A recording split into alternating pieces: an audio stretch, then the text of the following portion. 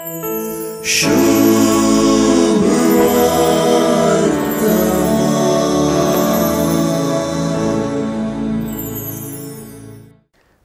सुवार्तेच्या शेवटाक आणि तशेंच धर्मदूतांची कृत्यां पुस्तकाचे सुरवातेर आपल्या आपोस्तलांनी पवित्रत्म्याच्या येण्याक राखून रावंक जाय म्हणून जेजून सांगून दिल्लें आमी जाणाव.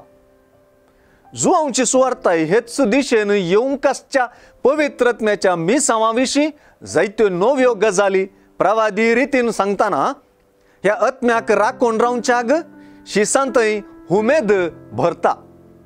जुआंवच्या सुवार्तेंत आमी येदोळूच येवंकासच्या पवित्रत्म्या उदेशी जेजून सांगलेलें आयकून नियाळ्ळां.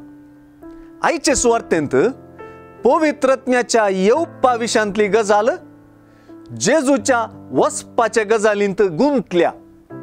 अशें पळयल्यार जेजूच्या काळातावन पवित्रत्म्याच्या काळाक जावंक आसचें तें हातांतर, ती बदलावन वा तें ट्रान्झिशन जेजून सुवार्तेन सांगून दिलां. ही बदलावन वा ट्रान्झिशन बारीस नाजूक पूण दुखाची न्हय, बगार संतोषाची गजाल म्हणून जेजू शिकयता. जेजू बापाशी वेता तें आनी जेजूच्या वेगळ्या सारान शिसांची काळजां मनां दुखेस्त जावचें दोनी खचीत.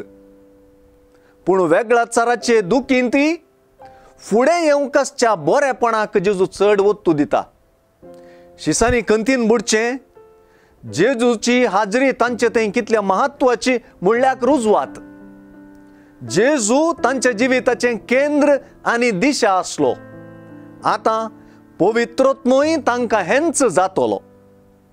जेजूची ना हाजरी भरती करतलो, तांकां नव्या बरवशान भरतलो.